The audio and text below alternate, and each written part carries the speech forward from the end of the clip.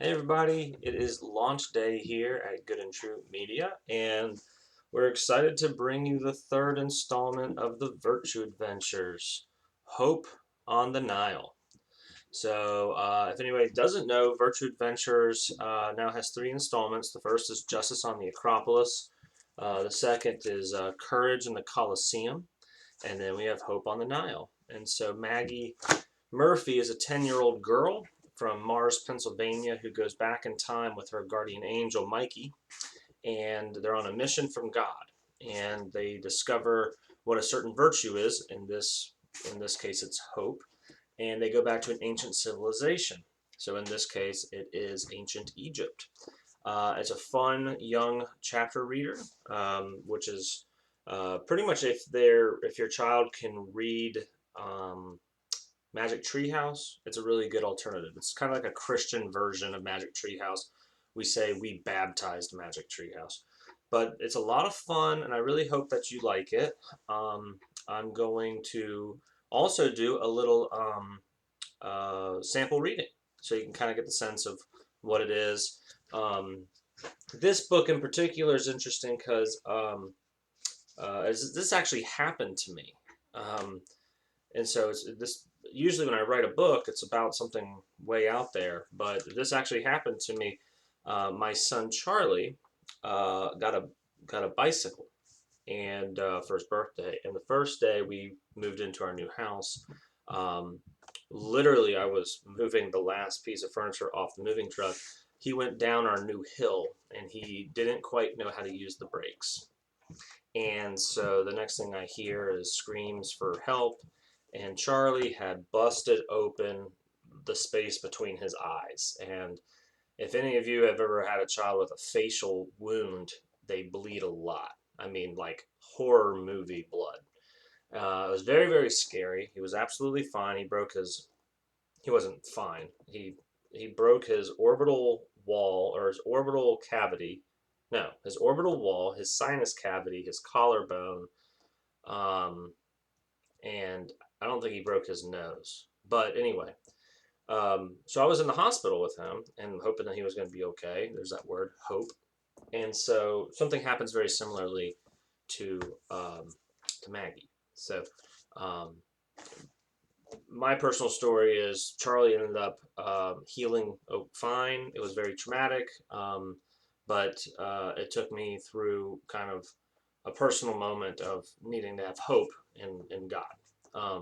And so Maggie has the same. When her little brother gets in a sledding accident, similar kind of injury, she's waiting in the hospital room, and then Mikey shows up and says, "We got another mission from God. Let's go." And so, where does she go to learn hope? Well, I was sitting there thinking, we've done ancient Greece, we've done ancient Rome, ancient Egypt sounds like a good destination. Um, and man, those Israelites had to have a lot of hope because life was not very good under Pharaoh.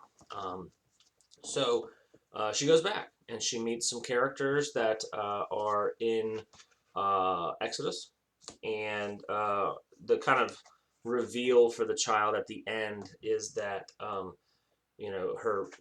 mission is to save the hidden treasure of Goshen, and she's like, hidden treasure of Goshen, what is that?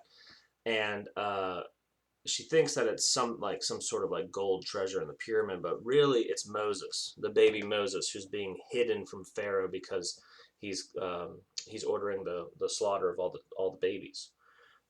So she ends up, I was reading the Bible story again, and Miriam is Moses' sister, and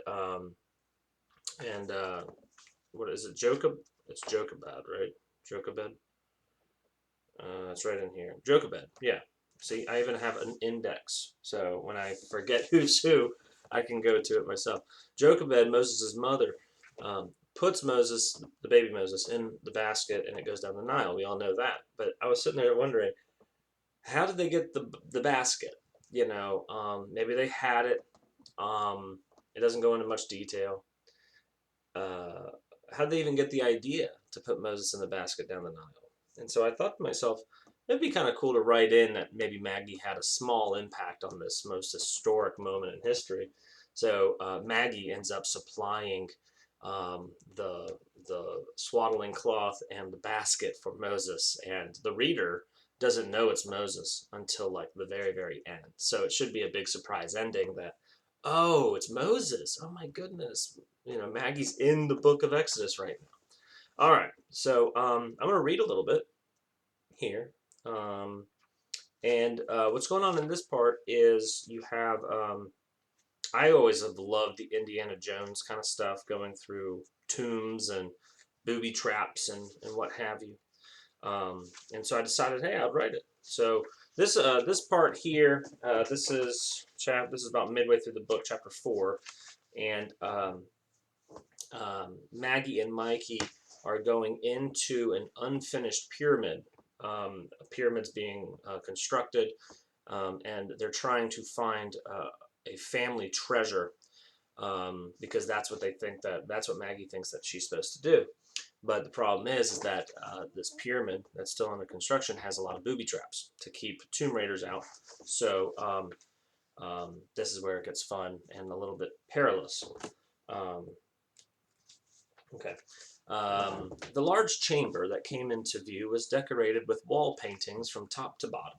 There were all kinds of things depicted, everything from rivers to mountains to gods to men. Maggie thought they must tell stories, but they didn't appear to be finished, as ladders ascended to a bare spot on the wall and paint buckets hung from its rungs. If someone finds us breaking into Pharaoh's future tomb, we're dead meat, she noted, as Mikey flicked a spider off his shoulder with a scowl. She moved from the hieroglyphics to the main entrance to the next corridor. Egyptian text was painted above the door, but she somehow knew exactly what it said. Water will show, the wind must blow, the earth ways keep the fire ablaze. That's odd, she said. Is it a riddle?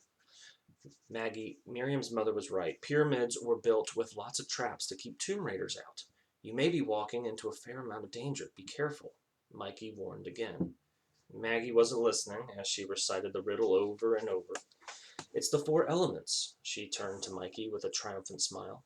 Very good. Water, wind, earth, and fire. Nothing can live without these. They represent life.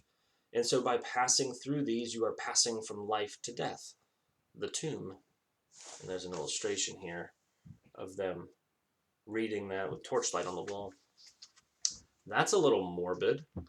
Egyptians took death very seriously, Mikey replied. Maggie shrugged and began walking through the inner chamber into the next corridor. With torch in hand, she made her way through spiderweb after spiderweb, keeping her eyes peeled for any booby traps. The air began to thin as they made their way deeper into the pyramid. Maggie saw a new room open ahead, but on her next step she heard a click, and the floor that she had stepped on lowered a little bit. Wait! Mikey yelled, tackling her to the floor. A spear flew over her head and stuck into the wall. Was that a spear? That could have killed me. Maggie trembled, looking up from the dirt floor. She dusted herself off and stood back up, examining the sharp spear in the wall. Thanks, Mikey. You saved my neck. Literally. Don't mention it, but listen, these places are dangerous. There are going to be more booby traps in here. Watch your step. Okay. She pulled the spear out of the wall and held it in front of her, carefully pressing it on the ground ahead, trying to trigger any other traps before she was in the crosshairs. They continued slowly, pressing the spear on different areas until click. She held a hand out, stopping Mikey at the sound. 2 axes dropped from the ceiling, swinging toward her. She dropped to her stomach and barrel rolled. They just missed her by an inch. That was another close call, she said, obviously more worried about her next step than before. Mikey brought her to her feet. You okay? He asked her. Yeah, I'm fine. At least we're here, she said as she turned to the next room. There were blank squares before her and a 5x5 grid. Before the stepping stones was a large pitcher of water filled to the top. For a moment, Maggie considered the riddle before her. How were they supposed to get across? She extended her foot carefully and leaned on the first square. It snapped under her weight. She stumbled forward a little but was able to regain her balance. She peered into the hole where the stone had been and saw a horrifying sight. About 20 feet below was a pit filled with long, shifting shapes. And then she heard the hisses as they slithered over each other, waiting for her to fall. The pit was filled with snakes.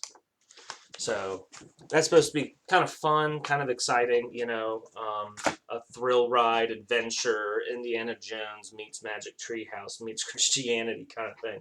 These books have been so much fun to read. I love it what I love about them is, Good and True does a lot of picture books, and so, um, and even nursery rhymes, and so I don't really get feedback from babies, but I do get feedback for kids who read this.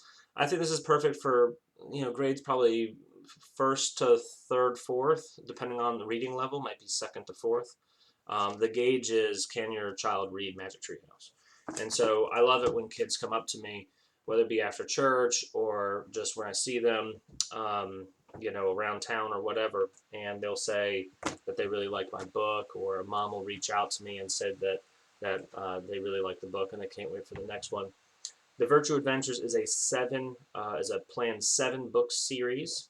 The next one, I'm not entirely 100% sure, but I think it's going to have something to do with knights in shining armor, which will be fun.